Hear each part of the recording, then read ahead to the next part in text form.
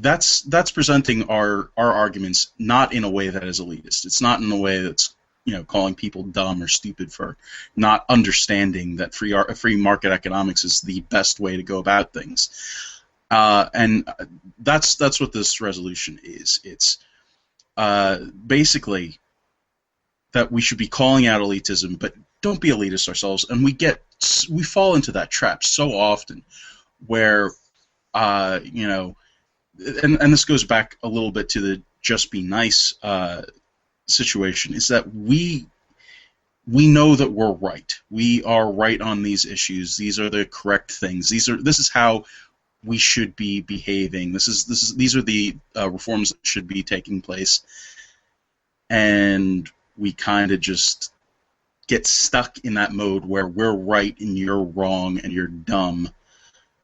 So we play on that, and it makes us seem so puffed up and full of ourselves, and not willing to accept that there are other people in these discussions. It's a tough thing to sort of shake somebody who's been involved with a conservative elitist, to shake them of that perception of conservatives, and that's crippling. It's crippling to have people have to deal with like an uncle that's conservative or whatever, and talks down to people because they aren't the kind of conservative that they want. It's not how we should be behaving. Well, and I think it ties with be nice and value other people. Poor people are not stupid, they're not selfish, and they're not lazy. Apolitical people are not stupid, they're not ignorant, they simply pay attention to other things. I mean, JD, you and Andy know that Felicia and I don't pay attention to sports. We are ignorant of sports. You don't make me feel stupid for it. I'm not stupid about sports. I am willfully ignorant. It's not something I pay attention to. It's not my area of interest. So what? I'm not going to participate in that conversation. But if you want to use a sports analogy, I can generally follow along. You respect me enough to help me to understand the things that I need to understand in your conversation. And we need to get much better about that. I see tons of commentary out there from people on our side that are dismissive and mean of people who are not part of their tribe. And that tribalism is perfectly understandable, but we need to make a little bit more effort at putting ourselves in the other person's shoes, understanding where they're coming from, and respecting and valuing their perspective and trying to work with them. If we're trying to expand the tent and grow the conservative movement and help people understand that they really are conservative, they're not going to listen to us if we're calling them and their friends and their family stupid. And it's even in little things like when we want to talk about how evil and bad bureaucracy is, don't compare bureaucrats to the worker at the DMV, because you know who works at the DMV? A lot of people that you want to convert to being conservative employees or conservative voters. And don't not to mention people. Not to mention people who have seen firsthand the kind of horrendous results of bureaucracy. They know. Yeah. I mean, yeah, they've seen it. They were potential allies. For sure. What you just said, Leslie, it has just inspired me to the next time that I see an objectivist just going all out, Atlas Shrugged in a thread, I'm going to start talking about Spider Y2 Banana, because that's the same. There's no point in talking to somebody about route trees in football if they don't know it. You can't put it into context. Oh, the guy, he runs to the left and then he goes into the, that's what happens. You need to put these concepts into a form that people get. And is there a safety doubling over the top toward the inside? These are important, critical decisions that you have to make when you're running these plays. Huh? What? I know, right? I'm giving you that head tilted quizzical look that my dog gives me. And the thing is that we're not looking down on you because you don't know these stupid football things. No, and we need to not look down on people who have not already decided to join our tribe. They're not bad people. They're just not here. They are potential members of our group. They don't know they agree with us yet. Exactly. Recruit them. Always be recruiting. And thinking about how calling people stupid worked for Jonathan Gruber, I don't think that worked out so well.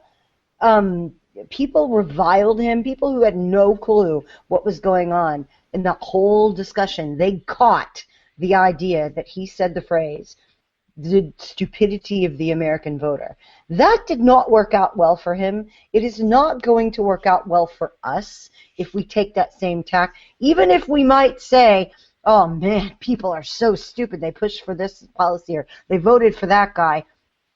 You know, that beating someone over the head for a decision that they've made is going to make them hold on to it tighter. The reason it was so hard to pry people away from supporting Obama after 2008, even when things started to go really badly, is because they made an emotional and a personal investment in that vote, and then telling them they were stupid, or even if you saw video of people who were very uninformed, who were Obama voters, who went to the polls, maybe for the first time because something motivated them, you're not going to get them to take that vote back. And those are people, by the way, the first-time voters who voted for Obama, those are people who are still swayable. They're not entrenched in a mindset. But if you're going into them and talking about them and telling them they're stupid for what they did, instead of they were misinformed, they were tricked, they were, I guess, bamboozled or starstruck or whatever, coming at it from a different angle and saying you didn't have all the facts, now I'm going to help you get them. You didn't know. Nobody could foresee how badly things were going to go. There's just too much to track. I get it. That sort of thing is going to get you in the door a lot more with a person than calling them stupid. Well, and it's not that they're not lacking in information, but if you're going to make that about them and their habits, you're not going to gain that trust of them that makes you an informer of them and can better help them navigate. Well, yeah, I mean, if we look at all of America and say, okay, finally the 8 years of captivity is over, and we're going to, we're going to fix all this, and he was horrible, he was this, he was that. Look, all they're going to do now, they take that as an attack upon them. They cast votes for him. This is why the incumbency is always so strong. People think it's because of your connections and your money. Now, that's part of it. The big reason is people have already, as you said, Felicia, they've already committed a vote. And they want that vote to be right. So rather than going to them and saying, Obama was horrible, finally we're going to fix this mistake, how about saying this? It's too bad it didn't work out. You know what frustrated me the most about the Obama presidency? He didn't empower all the people he said he was going to serve. He didn't empower you. He controlled you. He didn't give you more choices in life. He gave you fewer choices in life. I think, I believe in you. I want you to have more choices. See how now I'm turning it to them and showing them I believe in you. And my disappointment in him is not that he did everything I didn't like, and now I've got to fix it all. My disappointment in him is that he didn't believe in you like I do. Absolutely. I mean, putting this stuff into way, and this goes back to yet another one of our resolutions, which is don't disregard people. I mean, don't write people off. Think twice before you write people off. I mean, this is a huge thing. Why on earth would we try and limit ourselves when it comes to who it is that we want to reach out to? Why? Why would we? I mean, how does that help? How does it help us to say, oh, 47%?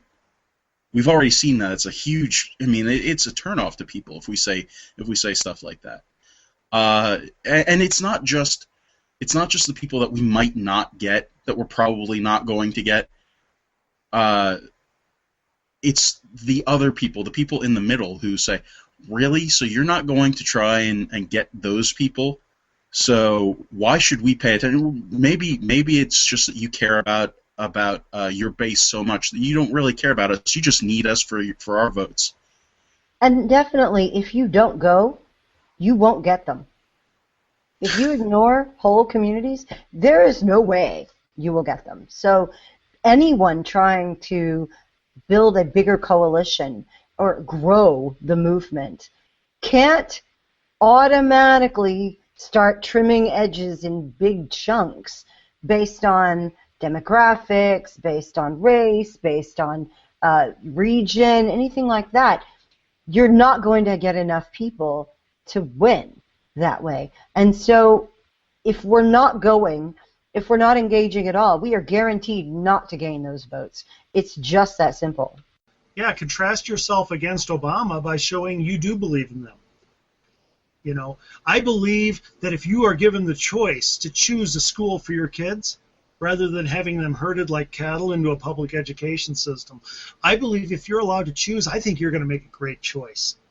And I think you're going to come up with some great ideas for your kids. I believe if you're allowed to choose how to defend yourself, I believe you're going to make good choices and get the right training, perhaps with firearm, perhaps with self-defense, to defend yourself. If you're given the freedom to do that, I believe when America is set free to drill for its own oil, that it's going to do it more cleanly than other countries around the world. I believe in you guys. I believe in us. You see, I wanted to believe in Obama. We all did. My problem with him is not that he's some evil person or that I don't like his wife or his kids or all this. I don't agree with that. My problem is this. I don't think he believes in you as much as I do. I could be wrong, but I do know this. He didn't unleash your choices. I want to. That's pretty huge. I mean, how do you respond to that? There's no way to feel like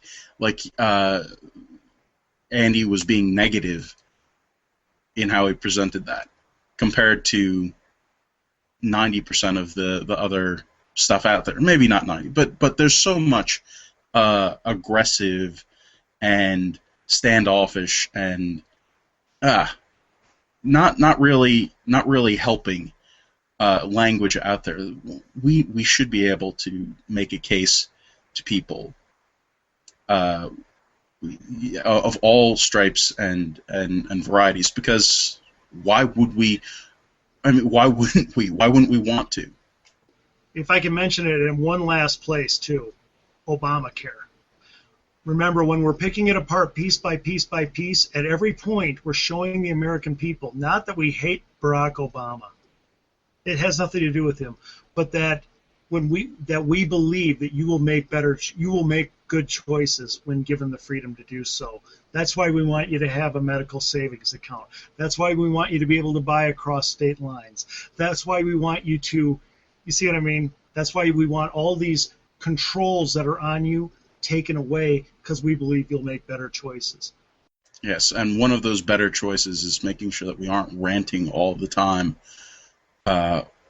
which is something that we have a tendency to do. We waste a lot of those rants, and when people see those just long screeds, a lot of the time it turns them off, because we do it about everything. If you look at conservative media, 90% of the stuff that gets hits, again, I'm going with these generalizations, 90% of stuff, are rants. I'm upset and here's why, and we do this a lot. I don't know if it's... I don't get anything from it anymore. I'm pretty much at the point where I don't have any more outrage. I want to try and focus it on getting stuff done instead of being just angry about it. Personally, maybe that's just me. I have plenty of outrage still left. I mean, I'm a redhead. There's tons of outrage, and when I express it, wow. But I'm trying to learn to